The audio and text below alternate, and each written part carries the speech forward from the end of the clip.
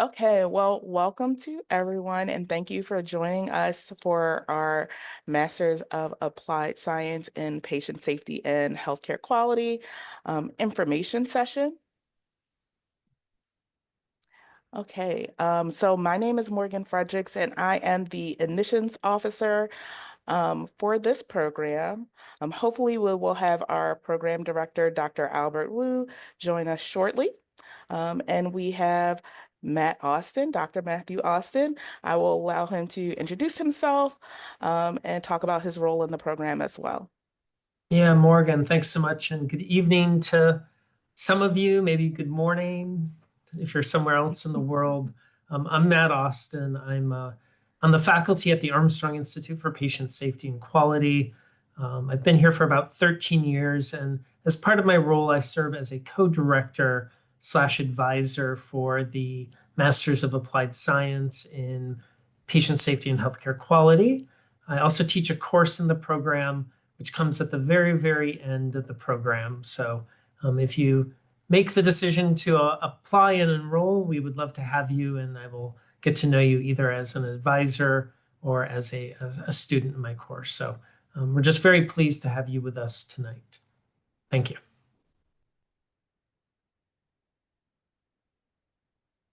Yeah, and just go ahead, Morgan. Oh, no, feel free. Yeah, no, I'd like to introduce one of our esteemed alums of the program. We're just delighted that she's here with us tonight. And so I'm going to let Eve introduce herself. But Eve, thanks so much for joining us tonight. She's really here to be a resource for all of you, to answer your questions. As someone who's been through the program, I think she is supremely qualified to be able to let you know what it's like and the highs and the lows. So with that, Eve, would love to have you introduce yourself. Great. Hi, everybody. Welcome. As Matt said, I'm Eve Bowmaster, and actually Matt was my advisor when I was in the program, and we've remained close since I graduated, so I'm really happy to be back. I am local to Baltimore, so I'm just outside of Baltimore, Maryland. I'm a nurse. I've been a nurse for 33 years, and actually I returned to graduate school after my kids were through college. My youngest was entering college, so it was a good 25 years since I had been in school, and I was a little nervous, and it was a wonderful experience. I mean, the faculty really helped me along. And at the time, I was a director of quality and safety at GBMC, focusing on outpatient services. And since going through the program, I then became a senior director, supporting all of Gilchrist, which is a very large hospice agency in the Baltimore and Mid-Atlantic region. And then, as Matt was saying earlier, since the summer, I've had the pleasure and the honor of being the acting senior vice president for GBMC Healthcare. So thank you for being here, and I'm happy to share any stories you want to know. Great. Thanks so much, Eve, for joining us tonight. We really appreciate it. Absolutely. Okay, so I will go over the agenda for the call. We will cover the industry overview, program details, curriculum, interdisciplinary collaboration and online learning and how that's, involved in the program, highlight some of our faculty, chat about the admissions requirements and process, touch base on financial aid, and then at the end, we will hear again a little bit more from Eve and have a little bit of a Q&A.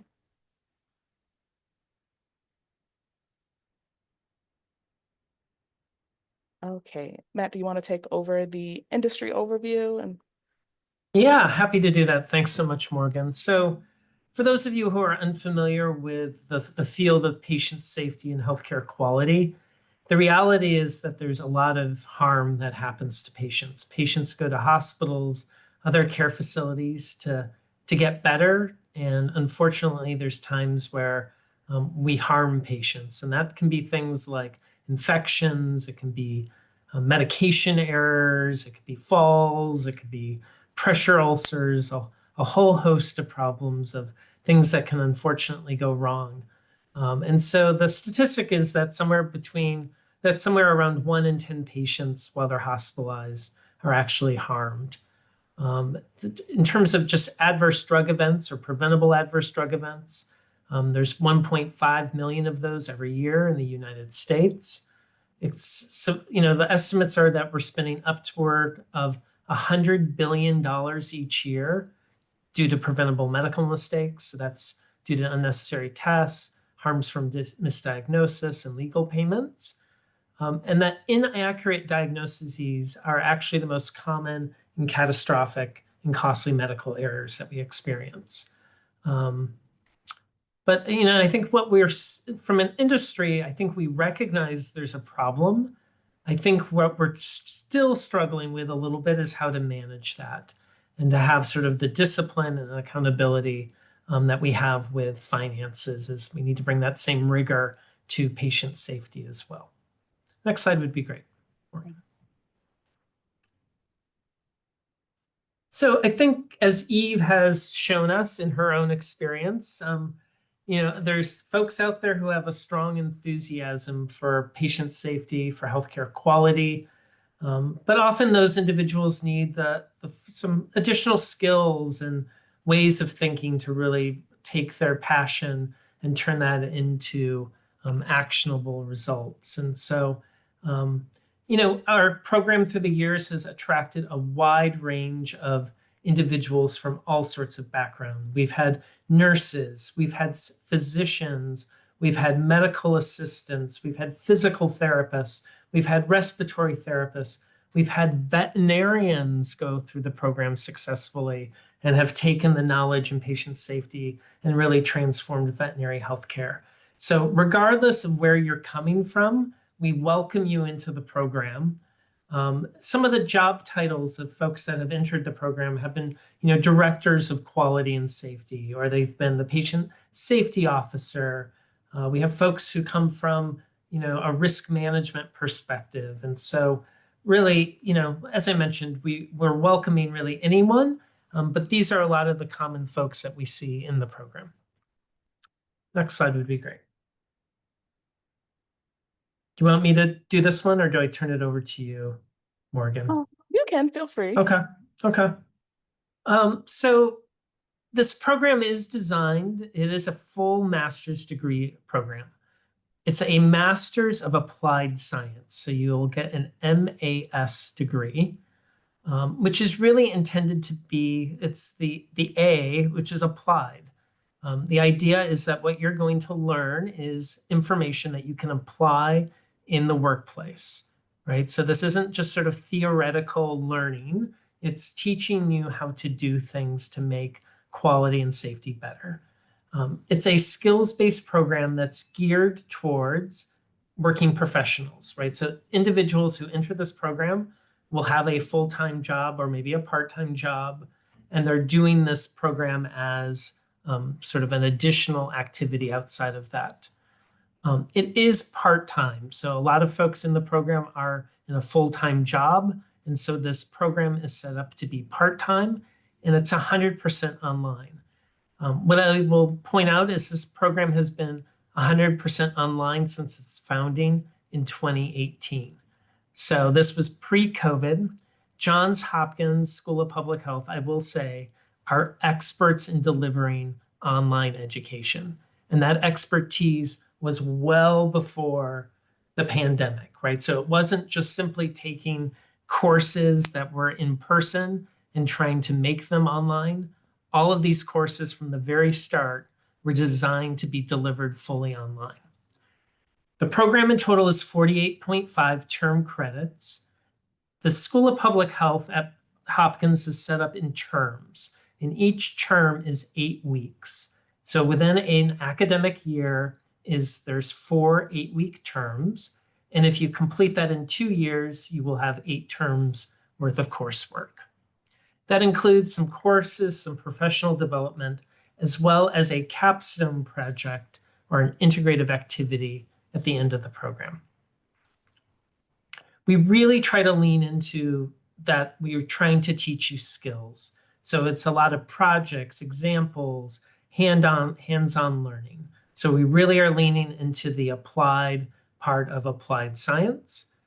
And our goal is to educate you on the measurement of quality and safety, how to design safer systems, organizational and cultural change, which is so important as we think about patient safety, is how do we create a culture of accountability and a culture of being able to speak up, patient-centered care, and ultimately, how do we prevent patient harm? Next slide would be great. So what's great about the Masters of Applied Science program is students can complete it as quickly as 2 years, but they can actually take up to 4 years to complete it. And so there are some students that choose to take 2 classes every term and are able to complete the program in 2 years. There's other folks who are able to take 1 class a term due to work commitments, family commitments, life commitments. And so that would take you 4 years to complete the program. And then there's folks who fall in the middle who complete the program in 3 years.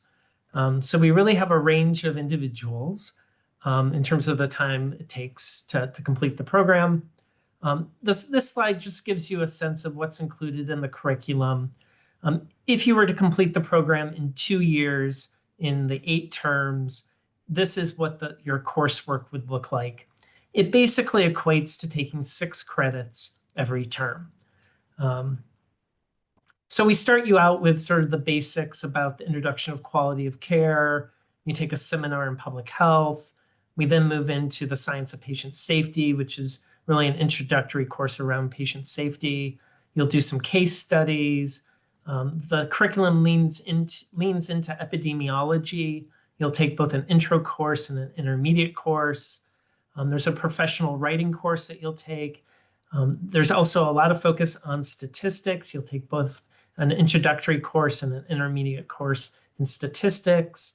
There'll be a course on quality improvement tools, seminars, infection prevention, and then the great ending of the program, if I can say so myself, is a measurement lab in quality and safety taught by yours truly, and probably actually the real gem of the whole program, which is the integrative activity, where you'll have the opportunity to take all your learnings from your previous terms and apply that to an actual project. And so that's really where you get to apply your learnings to an actual real world problem.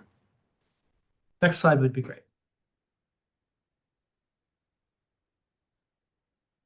So what's really great about this program, and I think is so nice about Johns Hopkins as an institution, is we're bringing together folks from the School of Public Health, the School of Medicine, the School of Nursing, as well as our Armstrong Institute for Patient Safety and Quality, to think about who are really leaders in this field of quality and safety, to show you and demonstrate and share with you our expertise, knowledge, and learnings around quality and safety.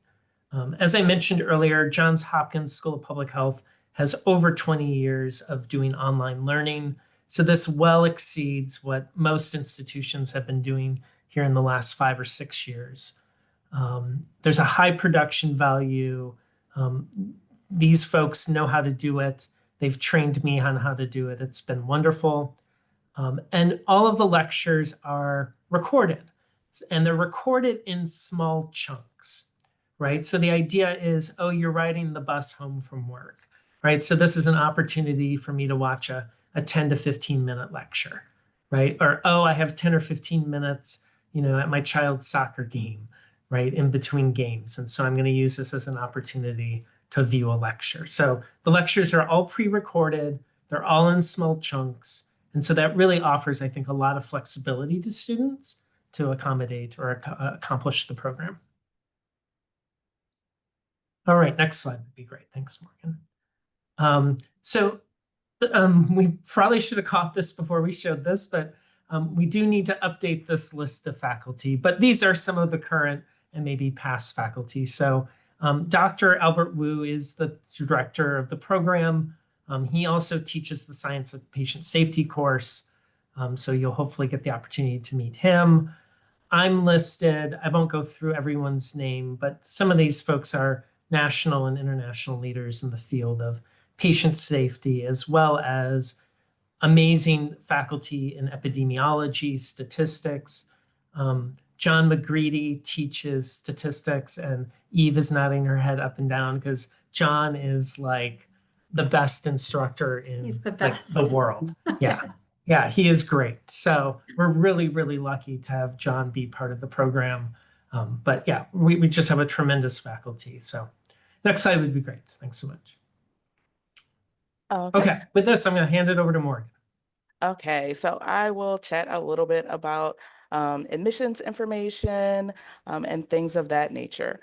So we accept applications via SOFAS. Applicants or applications will be reviewed on a rolling basis. Ideally, once you submit your application and we have all supporting documents, we try to give you a decision within about 2 weeks. Our admissions committee is really great about kind of sticking to that time frame. The application deadline is June 1st of 2026. Again, I would suggest starting the application process sooner rather than later. But once you get started and admitted, you will be starting the program August 2026. Okay. So let's kind of go through the admissions requirements. So as I mentioned, the applications would be submitted through SOFAS. To be admitted into the program, students have to have completed a bachelor's degree from an accredited college or university. We would need transcripts from every college course you have taken.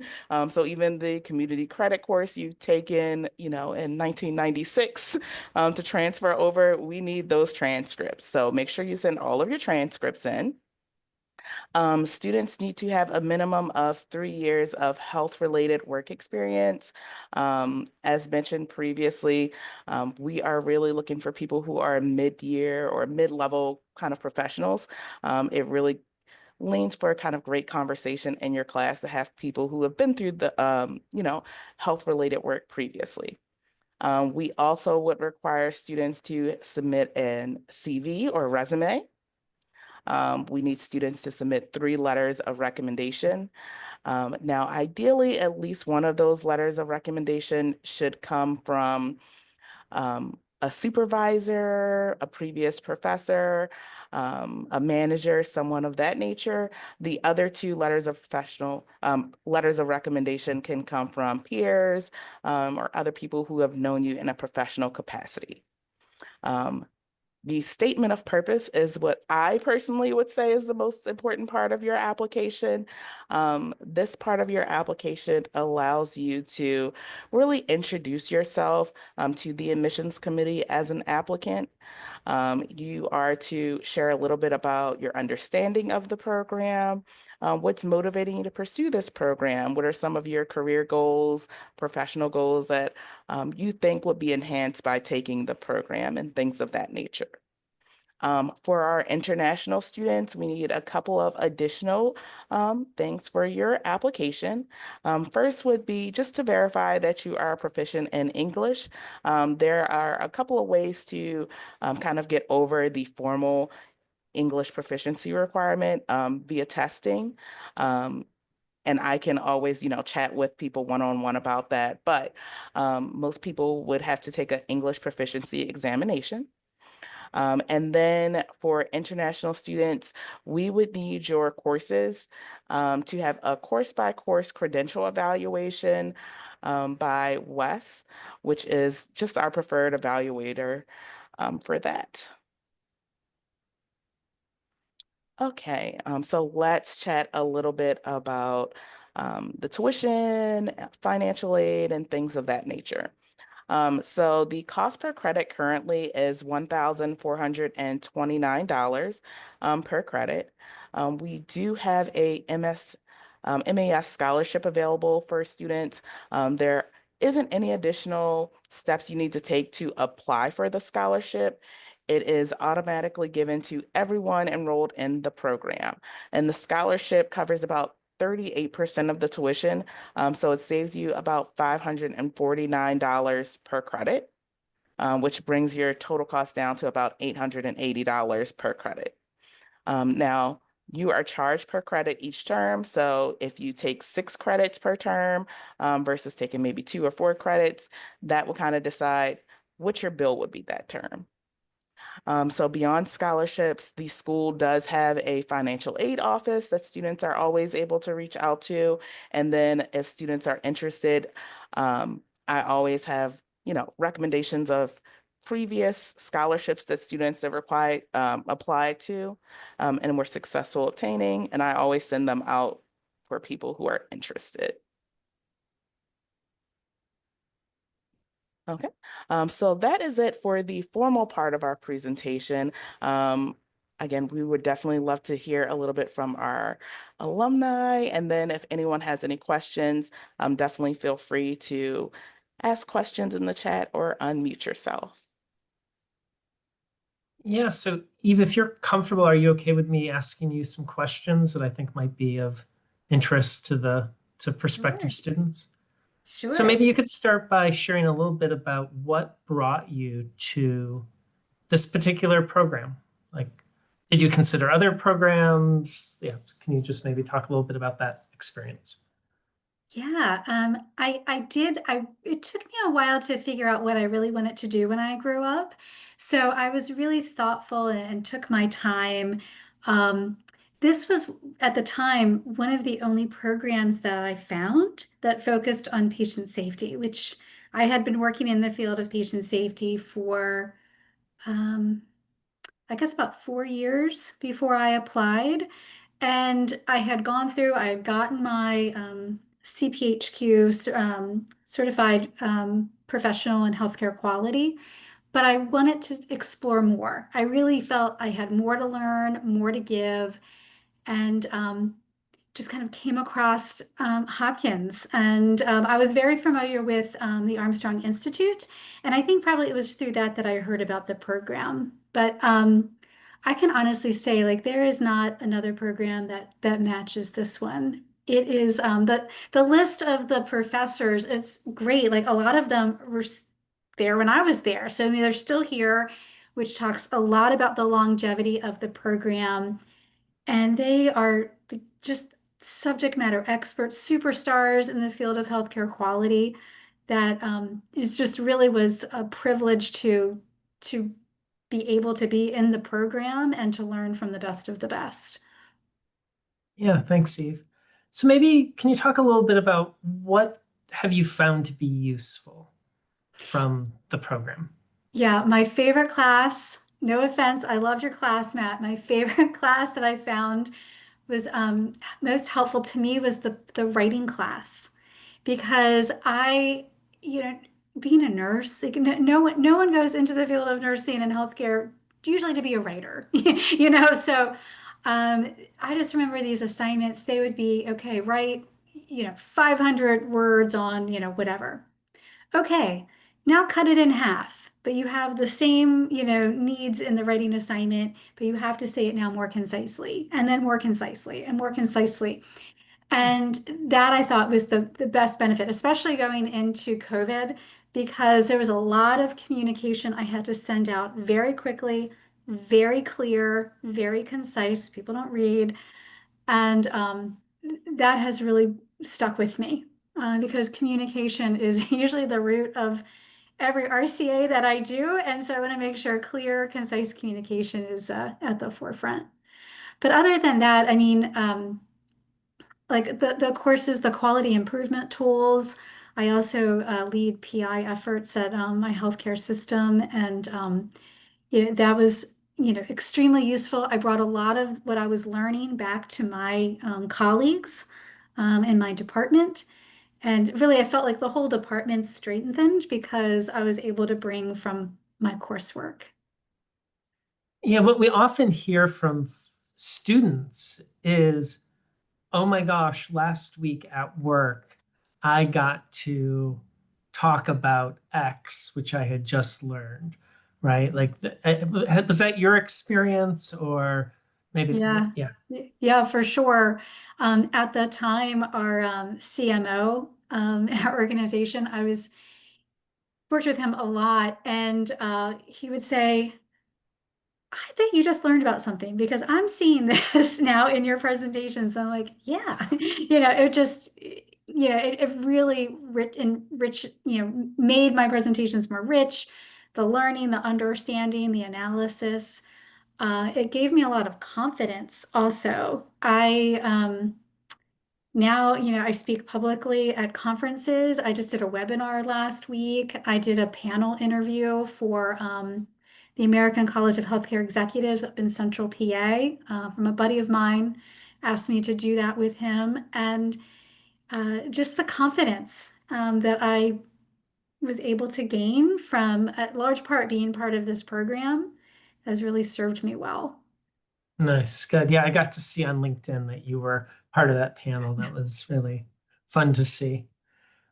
Can you talk a little bit about what was your experience as a student in the program, Eve? Can you, I Sure. mean, sort of away from the content, but more just about Mhm. being a student and what that's like for folks?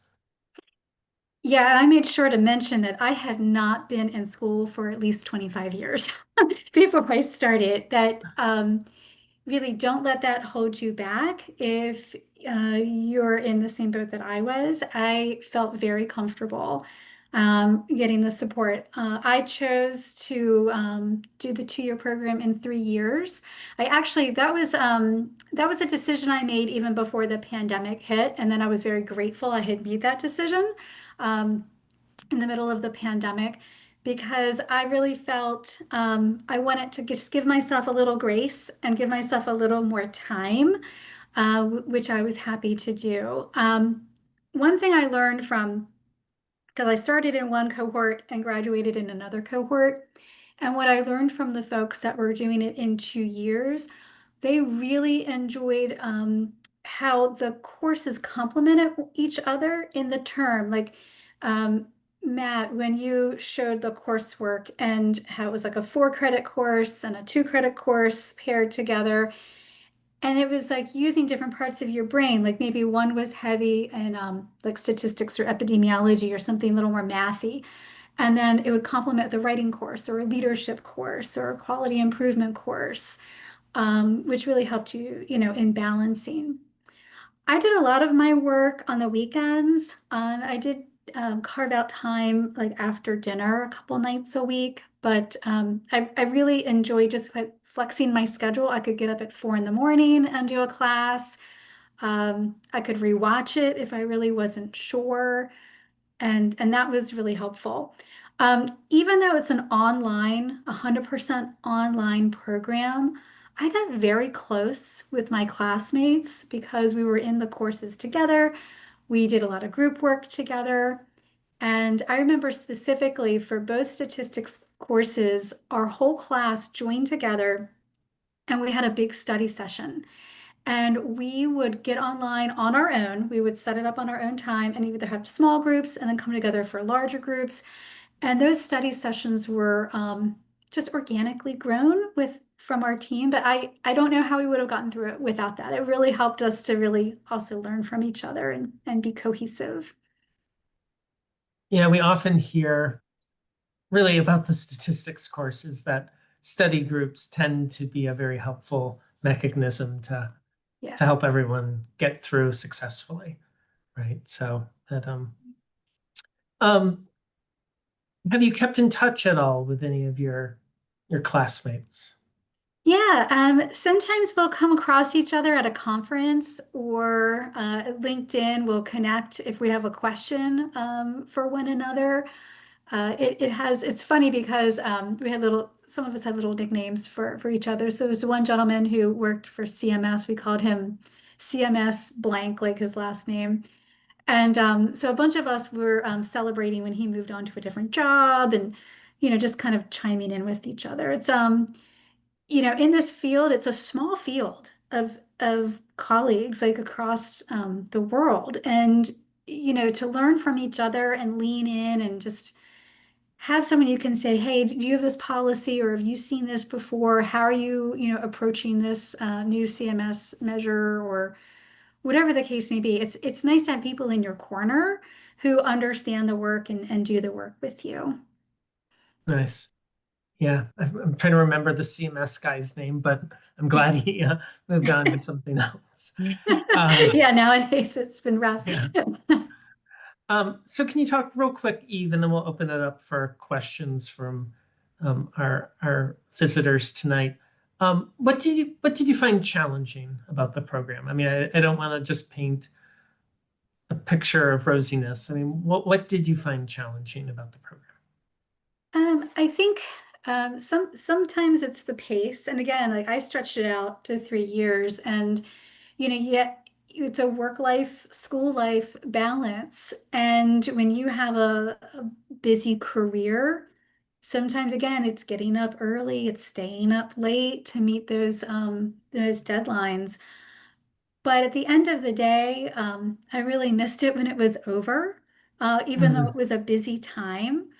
I think the most challenging for me was epidemiology and statistics, and they were so interesting, and I did well, I did fine, but just using different parts of my brain I wasn't as accustomed to using until then, and it really helped though to ground me in the other aspects of the field and gave me a nice basis so I could um, really move forward with. So I'm happy that they're included in the program.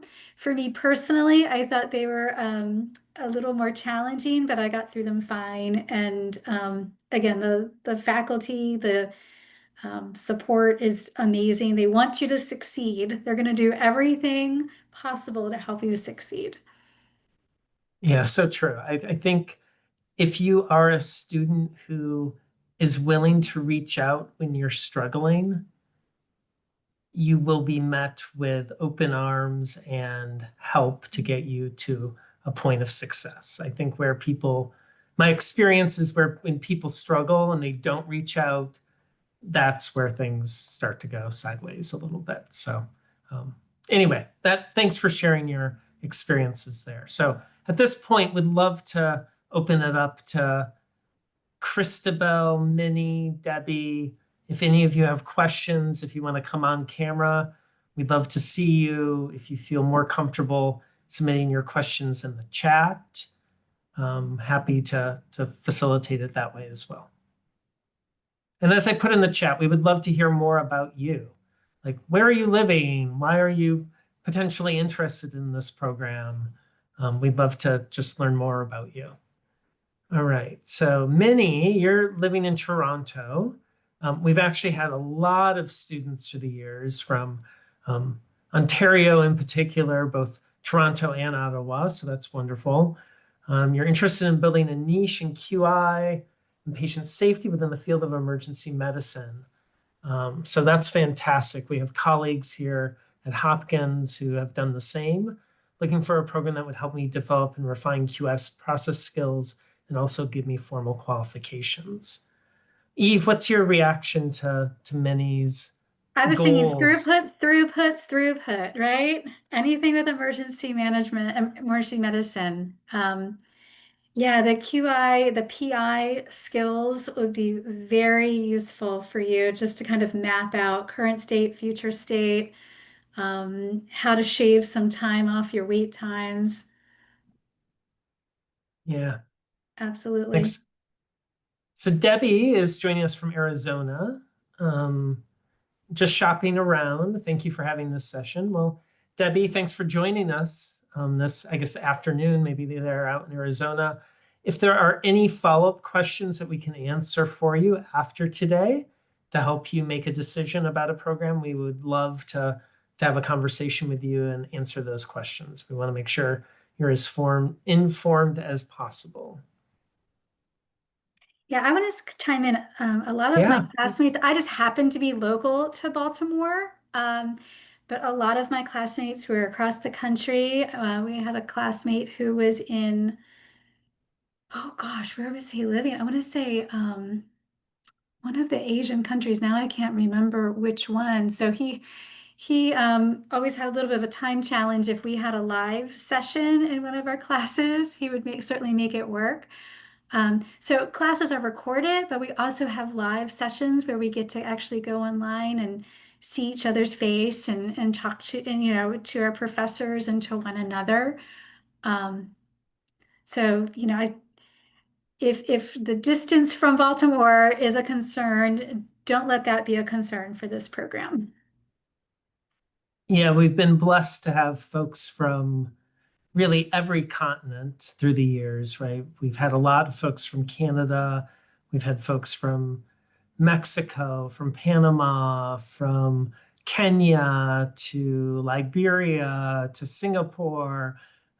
We had a lot of folks from Australia for a while, New Zealand, right? Like truly from around the world. It's been really, for me as a professor, it's been really gratifying getting to see the amazing work and commitment that people literally around the globe are putting to improving healthcare, right? And so that's what's really fun to see is that there's someone in Australia working on reducing infections, and there's someone in Liberia working on, reducing surgical site infections, and it's just really interesting to get to see that, and it's actually really gratifying to see that commitment across the world.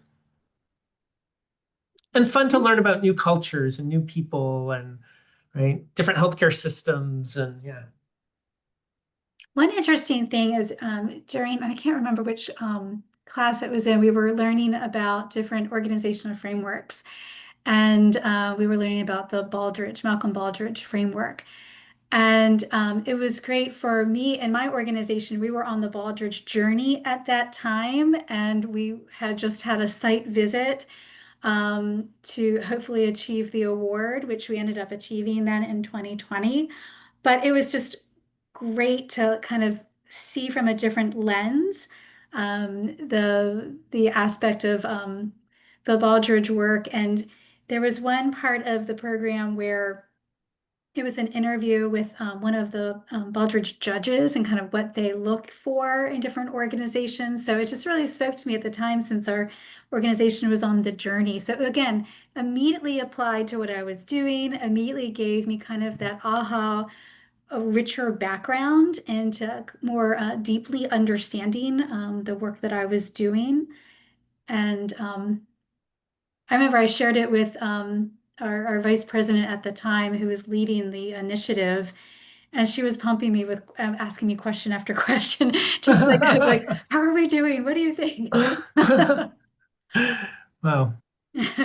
Yeah, no, that to Debbie's point, that is a no small feat to achieve that Baldrige Award. So, and Eve became the local expert based on her lectures. Right. Yeah. That's right.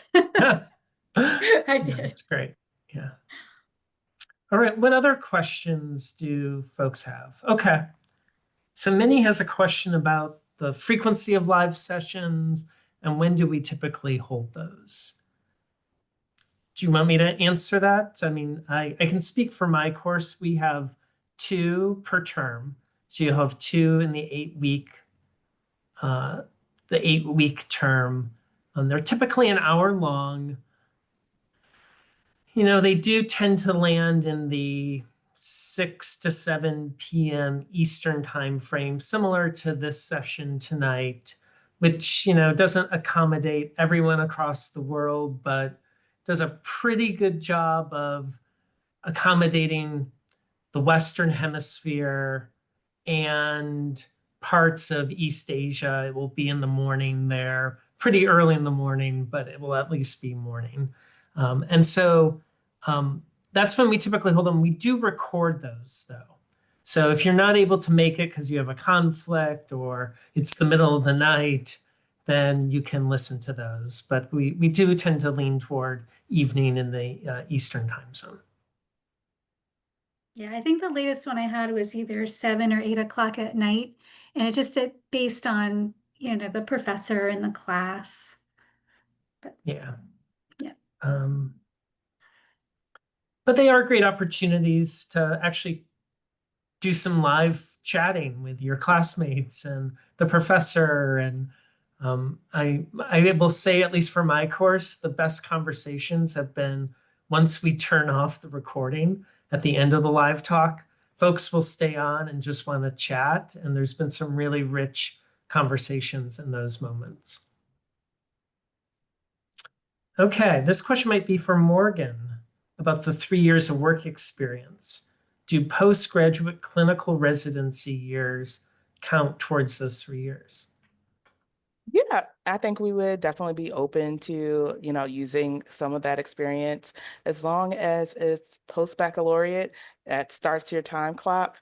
So, even if it's not, if volunteer work, we can look at if it really makes sense for this program, as well as employment. So residency definitely would count for that. That's a great question. Yeah, that is.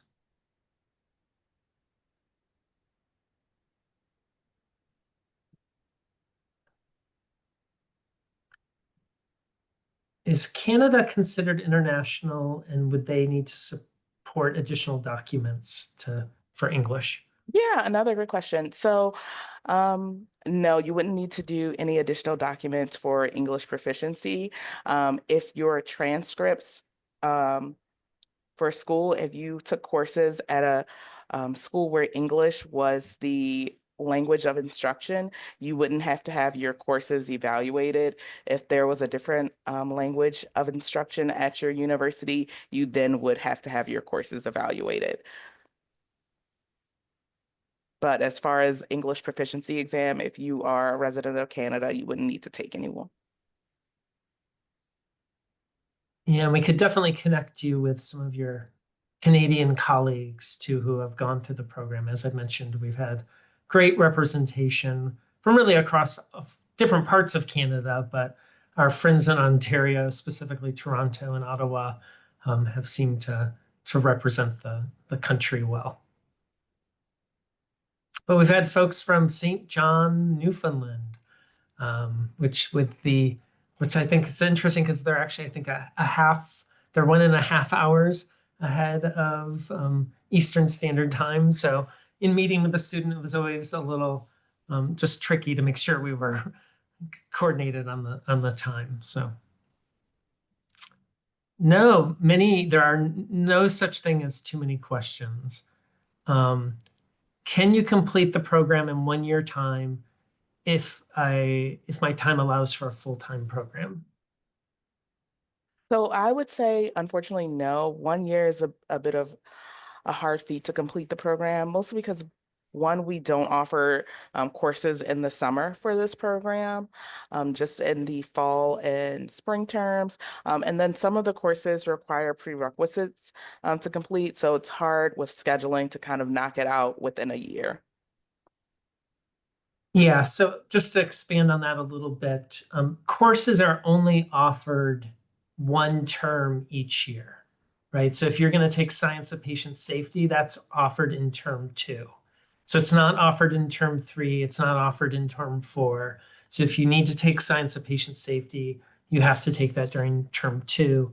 To Morgan's point, there are some prerequisites, like we can't have you take intermediate epi before you've taken intro to epi. And we can't have you take intermediate statistics until you've taken intro to statistics. And so there are some sort of sequential issues. I don't know what I can say, but I may have had one advisee who completed the program in about 18 months. So it wasn't a year, but we were able to do a little bit of reconfiguring and got them completed in an 18-month period. But that's the fastest I've ever seen anyone do it. It's just logistically not possible to do it any faster than that. Don't that rush required it. them It's taking- fun. Don't rush it. Enjoy it. And I will say we have a great program coordinator, Aiden. They are awesome at tailoring, student schedules to fit their needs.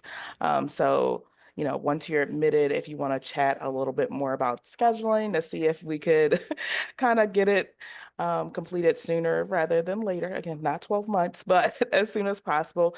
Aiden, they would be a great resource to touch base with and help you kind of work that schedule out.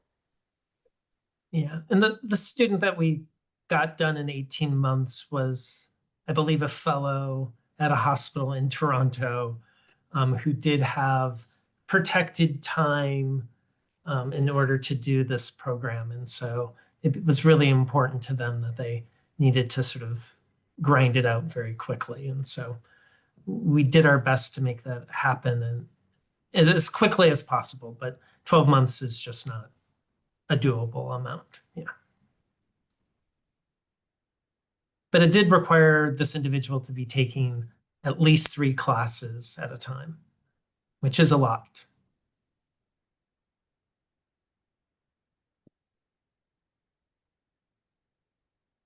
All right. Debbie or Christabel, any questions we can answer for you?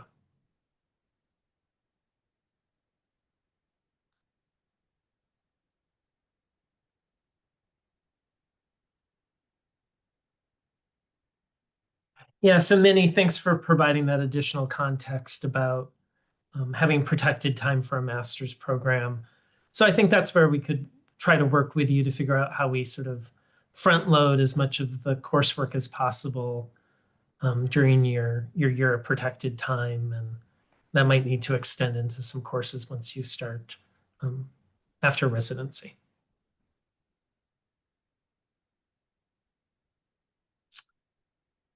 So class size really varies. I don't, Morgan, can you speak to that? I can only really speak to the size of how many students have been in my courses, but I don't know if that's representative of everyone else. Yeah, so yes, it really varies on the cohort of each year. I think, generally maybe a max of 30. We try not to kind of have super large classes, but recently we've had kind of smaller cohorts and smaller courses. So, I would say maybe 15 to 20, I think is going to be about the average. Yeah. We did, during COVID, we did get a surge in enrollment. And so there was at one point, and Eve may have experienced this. I mean, we were having like 70, 75 students in courses. And that I was, think I missed that, thankfully. yeah, that was a lot to juggle. But yeah, sort of that 20, 30 is sort of the sweet spot, I think, for actual learning. Yeah, and that's nice too, because remember, as I was saying, you get to know one another and you can really have a more cohesive group, the smaller the group. Or there's Dr. Wu. Yeah, hi, Dr. Wu. Good evening. We're glad you could join us tonight. Sorry, I had a relative out of state who got hospitalized. So because I'm a doctor, I get called regardless of whether or not I can be of any help. Yeah, well, I hope they recover soon. It's a little bit of a long story, but Well, we have Eve has been an incredible alum panelist who's been sharing awesome. her experiences with the program with the group. Morgan's done a great job of walking everyone through the administrative mechanics of applying to the program. And I've tried to fill in a few gaps about patient safety and its importance and why one might want to consider joining this program. We've gotten, yeah. You honestly, for all of you online, you honestly are probably better off with Dr. Austin than with me. Oh, not true at all. Not true at all. On with us is Minnie, who is a resident in Toronto at a hospital. And Debbie is joining us from Arizona and is shopping around to look at different programs. Great. Yeah, so. We certainly love residents from Toronto or from Canada. That's what I mentioned. But Debbie, why once you stopped here, why would you look anywhere else?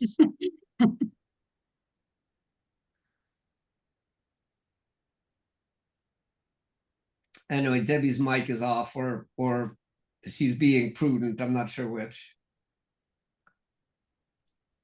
Hi, I was trying to find my unmute button. Yeah, I am looking at Johns Hopkins. I'm interested in kind of the GIS spatial mapping as well. So Oh yeah. So that's coming up, and so I just wanted to see. I want to hear that presentation and go from there. oh well. So listen, we do not want to compete with GIS, which is its own thing for sure. Mm-hmm. They're better at GIS than we are. We're a little bit, but we've got the edge on patient safety. Yeah, both key areas. All healthcare is, but yeah. Debbie, what's your area? So I currently work full-time with the Indian Health Service, the federal government. And so I've been working with IHS for, I think, almost 20 years now. And that's an area that we are not strong in, is kind of the GIS component and how we collect a lot of data and just how we could be better at, presenting our data and telling our story, whether we're, providing service directly to tribes or, tribal programs running their own program. And then, of course, quality healthcare, high quality healthcare, and safe healthcare is also important out there.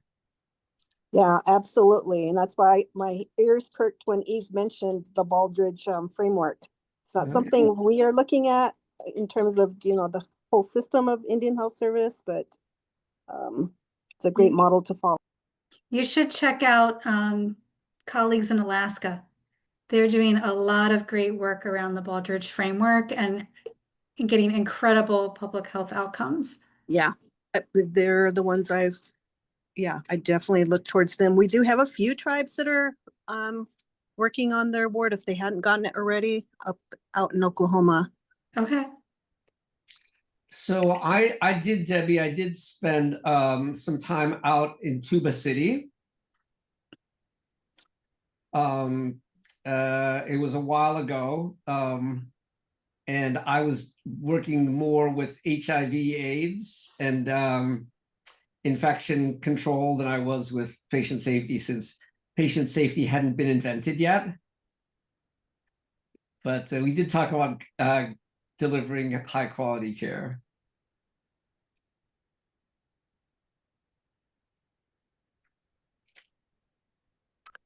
And Krista is, where is Krista coming in from?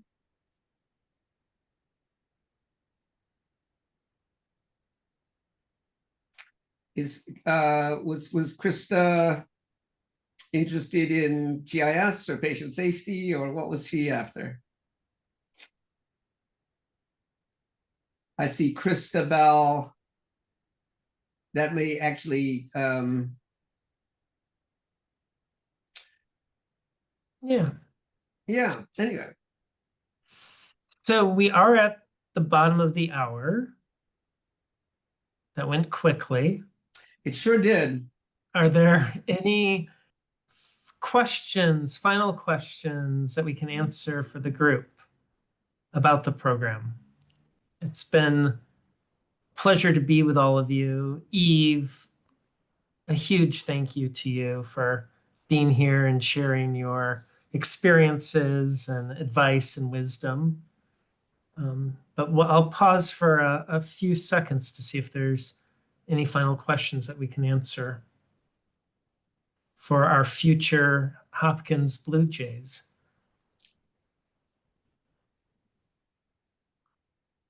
Debbie, thank you for joining us, and good luck in your decision-making between the programs. And thanks for all the work you do in the Indian Health Services to provide high-quality, safe care. And Minnie, we've always got Canada as a backup, but we can talk about that later. Yeah, I shared with Minnie, we've had great representation from Toronto and Ottawa in particular in the program. So we would love to Absolutely. keep that going. All right. Well, thanks so much, Minnie, for joining us. Thanks, Debbie. Thanks, Christabel. Morgan, thank you for organizing us and keeping us moving forward. So, and Good night, good night to everybody. everyone. All Bye right. now. Bye, everyone. Thank you.